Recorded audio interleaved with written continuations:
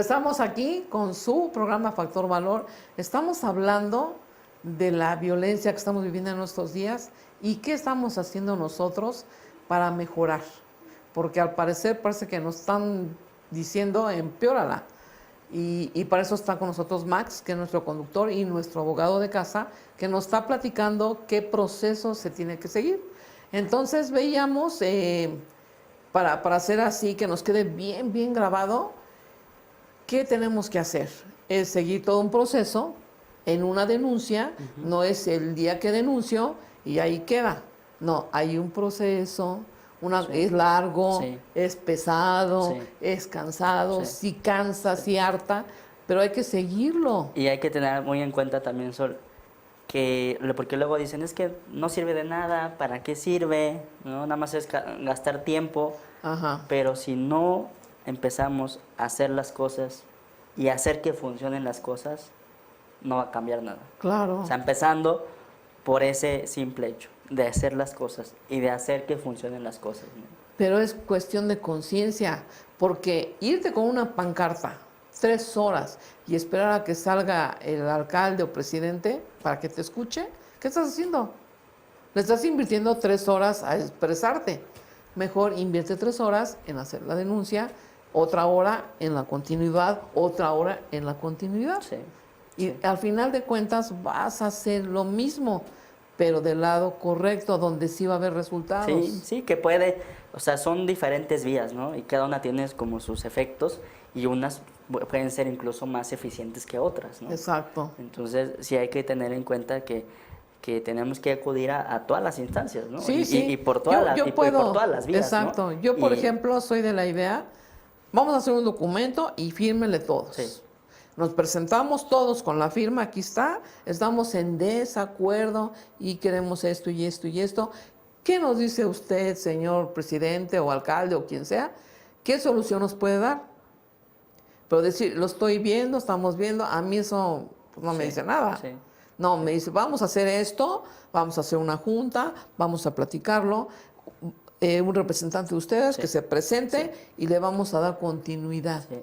Y lo primero que vamos a hacer, pues es una denuncia por esto, por lo otro, por aquello, una petición al gobierno del Estado, al gobierno de la República, hasta donde tenga que llegar. Sí. Pero es un proceso que pienso yo que da más resultados que estar insultando. Sí, y claro, y lo primero que debe haber también es la participación. Exacto. Y el involucramiento, ¿no? Porque si no nos involucramos y no participamos, pues ¿qué te decía? No va a pasar nada. Sí, y si no empezamos nosotros a movernos y a hacer que funcionen las cosas y presionarle a las autoridades para que hagan lo que les corresponde hacer, no vamos a caminar a ningún lado. Hay un dicho mexicano que dice que eres llamada de petate. Y sí, la verdad que el dicho mexicano está bien dicho. El petate hace unas chamotas, pero así como se hace, se apaga. Sí.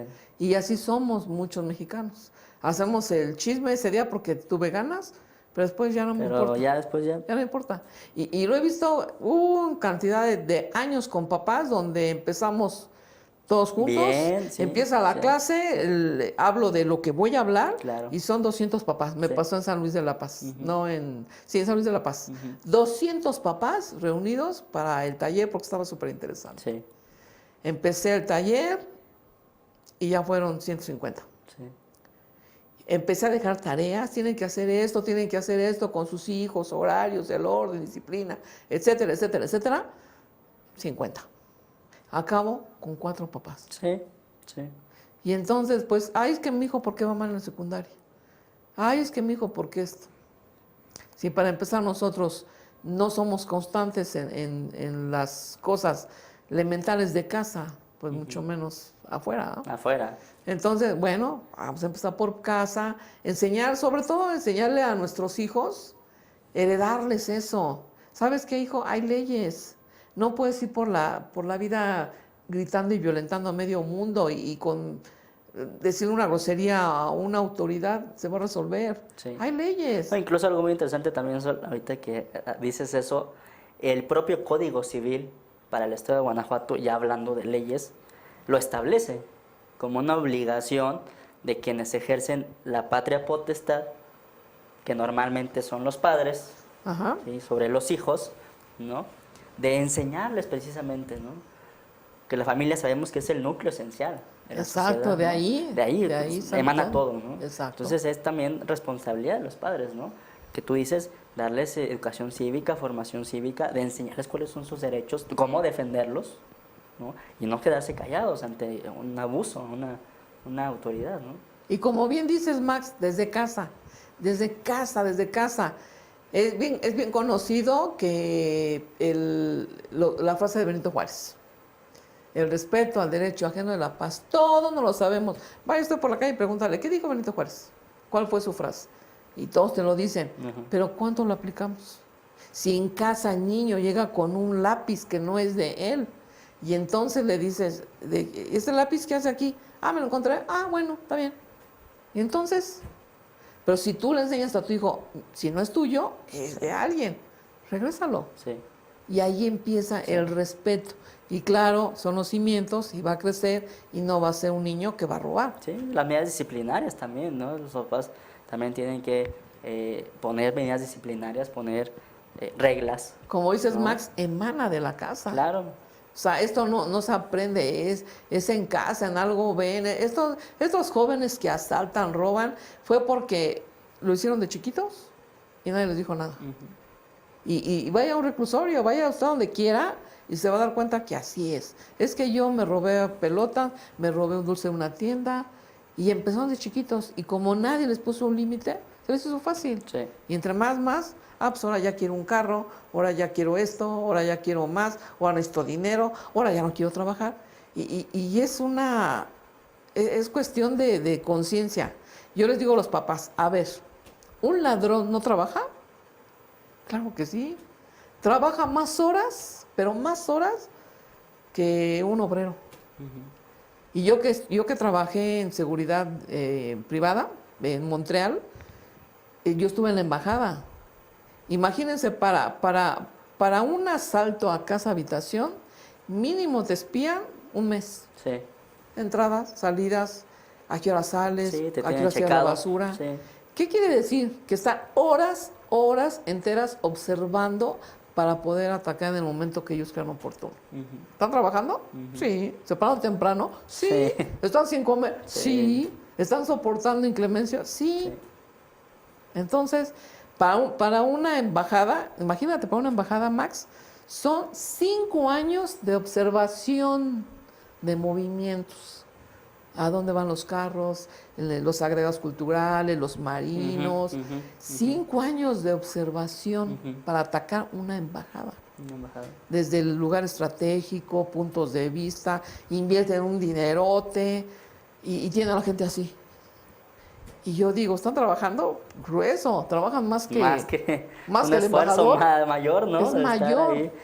Y la Biblia, que es un libro que a mí me encanta porque es bien sabio, dice, si de todos vas a padecer, padece haciendo lo bueno. Si robando vas a trabajar, te vas a mañana, vas a comer mal a deshoras y demás, pues mejor soporta a tu jefe, sé tolerante, trabaja 8 horas y al menos llegas a tu casa y descansas.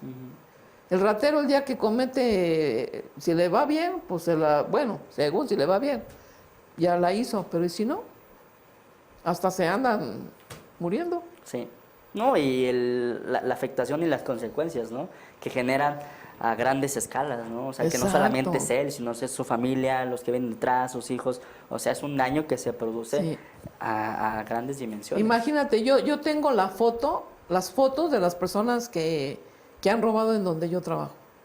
Las claritas, toda la escena. Y yo digo, si yo saco la foto y la pongo en toda la calle y me voy todo sangre de Cristo hasta embajadoras y hasta donde pueda con la foto en cada esquina, qué vergüenza. Créeme que me detiene eso. Me daría pena que un hijo, un sobrino, un niño, un vecino, el compadre, el pariente, el amigo, el hermano, la mamá, vea la foto de su hijo en todos lados. Yo me estoy deteniendo por eso, porque me pongo a pensar qué va a sentir la madre de este muchacho, qué va a sentir la hija de esta señora que se está robando la ropa. O sea, me ha detenido, ya tengo meses con ese material y lo pienso. porque de veras que siento bien feo. Fíjate, Max, ahorita que estaba recordando de la embajada, cuando estuve yo allá, hubo un caso muy sonado dentro de las leyes, porque no sabían si había sido homicidio prudencial o imprudencial. Estuvo muy en jaque eso. Resulta que este muchacho sí espió la residencia en Las Lomas. Sabía perfectamente el movimiento de cada miembro de la familia, hasta de la muchacha que limpiaba, quién entraba, el del agua, todo sabía. Pero a la señora, resulta que unos días antes de que él entrara a su casa, le recetaron, porque andaba como con migraña, y le dolían los ojos, todo ese rollo. Entonces le recetaron que tenía que estar en su casa, totalmente en silencio, sin luz, y que se pusiera pepinos en los ojos, porque refresca el pepino, y aprovechara y se pusiera una mascarilla. La mascarilla, más que para hacerle algo bien en la piel, era para que ella se mantuviera en una posición, porque le dijeron, esa es de barro, y si te ríe, se queda como que la rayita. Y te vas a relajar, no escuches música, totalmente en silencio, tú solita, nadie está. Ella escogió el día, pues dijo, no, pues este día, y pues, se puso muy cómoda en la sala. Este muchacho pues jamás supo eso. Era un chavo como de 29 años, más o menos. Entra en total silencio. La señora está en el sillón, no se alcanza a ver porque estaba acostada. Y de repente él llega y verle los pepinos y toda de barro, pues pegó el susto de su vida. Entonces al gritar, grita ella, y fue tanto el impacto que este muchacho le dio un paro cardíaco y murió, cayó ahí muerto. Y a la señora pues cayó en los pepinos y gritando como loca. Se murió el chavo, entonces no sabían cómo se iba qué proceso llevaba ahí, porque murió adentro, pero no fue como quien dice adrede, ¿no? Pero fue muy sonado pues porque no sabían si era imprudencial o prudencial. Ya sabes toda la lista. Culposo o doloso, ¿no? Entonces, exacto. Entonces, yo digo, imagínate nada más todo lo que pasó y perdió la vida. Él. Y la señora, pues el susto de su vida, ¿no? Sí. Pero la señora era grande y sin embargo el que se murió era el muchacho porque traía una deficiencia cardíaca y no sabía. Y ahí quedó. Entonces, yo digo, híjole, ¿hasta dónde nos lleva el querer hacer las cosas supuestamente fáciles, pero es más difícil? Sí. Es más difícil. Sí. Bueno, y continuamos aprendiendo un poquito de leyes. Ok, ya lo detuve, ya lo llevé, ya hice la denuncia, sigo todo el proceso, ¿y qué sigue? Ahorita pues en el nuevo sistema de justicia penal, Sol, hay primeramente una fase del Ministerio Público, que le compete al Ministerio Público, y luego el Ministerio Público es el que tiene que dar como los elementos, ¿no?, para mandar el caso al juez. ¿Sí? Okay. Puede ser que se haya detenido por flagrancia y se lleve directamente a disposición de la policía y se ponga a disposición del Ministerio Público. Entonces el Ministerio Público es el que va a decirle, oye juez, te traigo esta para que me concedas una prisión preventiva, ¿no? Un delito de, pues, grave, ¿no?, que son los que ameritan prisión preventiva, ¿no?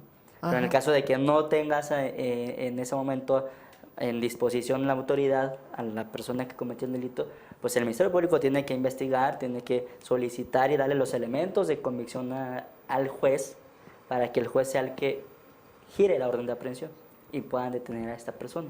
Después de ahí sigue otra investigación, ¿no?, porque eso es lo que se conoce como la investigación preliminar, ¿no? Entonces, o sea, es todo un proceso largo, tedioso, sí. Pero hay que seguirlo. Entonces, si queremos que cambie. Incluso las ventajas ahorita del nuevo sistema de justicia penal es que ya está todo judicializado. Porque ¿Eso qué significa? Antes las investigaciones las hacía el Ministerio Público y a libre arbitrio del Ministerio Público. Okay, entonces el Ministerio Público pues cometía violaciones a derechos humanos, violaciones a procedimientos, hacía lo que se le pegaba la gana. Ahora la ventaja con la reforma penal del 2008, con los juicios orales, con los llamados juicios orales, es que ya las investigaciones ya no son del Ministerio Público. Ahora esas investigaciones las está controlando un juez. ¡Wow! Eso está excelente. Entonces excelente. Es el juez el que está controlando toda la investigación del Ministerio Público. Entonces todo tiene que pasar por el juez y todo lo que le diga al Ministerio Público, el que tiene la facultad es el juez. Eso es una super avance. Ajá. Sí. Ahora, por ejemplo, ya fui al Ministerio Público y voy, y doy vueltas y pregunto, y no pasa nada. Ay, ¿qué puedo hacer yo como ciudadano? Que me dicen, no, pues luego le avisamos. ¿Hasta dónde tengo yo derecho a saber cómo va? ¿Qué puedo hacer si yo veo que no avanza? Si veo que no pasa nada, ¿qué puedo yo hacer? ¿Qué se hace? Sí, ahí, o sea, el que tiene la representación y la facultad exclusiva de investigar y de acusar es el Ministerio Público. Entonces es el funcionario del Ministerio Público el que tiene que hacer ese trabajo, ¿no? De acusar, de investigar y de acusar. Y le corresponde al juez sancionar. Ajá, ¿no? pero... Y en el caso cuando el Ministerio Público pues no hace nada, hay instancias, ¿no? O sea, puedes incluso interponer una queja ante el director superior del Ministerio Público, ante la Procuraduría General de Justicia. ¿No? Ese es un dato importantísimo. Que no estás viendo tú avances Nada. En la investigación. Tenemos derecho, por ejemplo, los ciudadanos, a que te enseñen una carpeta de continuidad o de cómo va el caso, o nada más nos tenemos que aguantar a que nos digan. Incluso también en el nuevo sistema de justicia penal ya se contempla la figura de un asesor jurídico, ¿no? Para la víctima, ¿no? Que este asesor jurídico va a coadyuvar en decirle al Ministerio Público, ¿no? De cómo va la investigación y lo que se tiene que hacer, ¿no? Entonces ya no está sola la víctima y con el Ministerio Público, sino que también entra ahí la figura del asesor jurídico y es el que también como va a estar acompañando a la víctima en todo el proceso penal. Eso es bien importante porque ahora con los derechos humanos se ha sabido y lo hemos visto que tiene mucho derecho el que cometió la falta. Sí, todos tienen derechos, ¿no? O sea, los derechos humanos no se extinguen, no porque yo cometí un delito se me van a cancelar mis derechos, no, porque sigo siendo persona, ¿no? Claro. Y se me tiene que respetar, claro, mis derechos, ¿no? En el proceso tanto como víctima como victimario, ¿no? Entonces, pero la justicia tiene que seguir. Entonces yo puedo decir, ok, ya vine al Ministerio Público y quiero mi asesor jurídico. Ajá. Tengo ese derecho. Sí. Ok, sí. Y si no, lo que sigue. Y luego ya, entonces, cuando el Ministerio Público ya tiene todos los elementos de prueba, se va a una audiencia con el juez, ¿no? Donde se le formula imputación. ¿Qué es formular imputación? La formulación de la imputación es decirle al que cometió el delito, la persona que cometió el delito, decirle, te están acusando por este delito. Y se te va a abrir un proceso penal a partir de este momento para juzgarte sobre este delito. Entonces, en el momento exacto en el que ya se formaliza la acusación y ya se imputa, es en el momento de la audiencia de la formulación de imputación, donde ya se le hace saber al presunto responsable que se le va a acusar y se le va a juzgar por ese delito. Exacto. Entonces, como ustedes están viendo, es un proceso formal, tedioso, pero funcional. Más funcional que cualquier otra cosa. Y como bien nos dice Max, si el Ministerio Público no te dice nada, tú ves como que no avanzas, te vas más arriba. Y más arriba, y más arriba, y exiges tu asesor jurídico para que sepas cómo va el proceso. Y también, claro, en compañía de un abogado, ¿no? Yo he tenido que intervenir en varias porque va la gente y no le hacen caso. Entonces ya cuando va una víctima acompañada de su abogado, pues ya le hacen más caso, ¿no? Ya aquí tenemos a nuestro abogado y con él nos quedamos y vamos a un último corte. Llame, pregunte y sobre todo conteste la pregunta, ¿cree que la violencia de verdad dé resultados buenos? Yo creo que no, pero se lo dejamos a usted, tiene la última palabra, llámenos y aquí estamos, regresamos en un momento. Gracias, Max.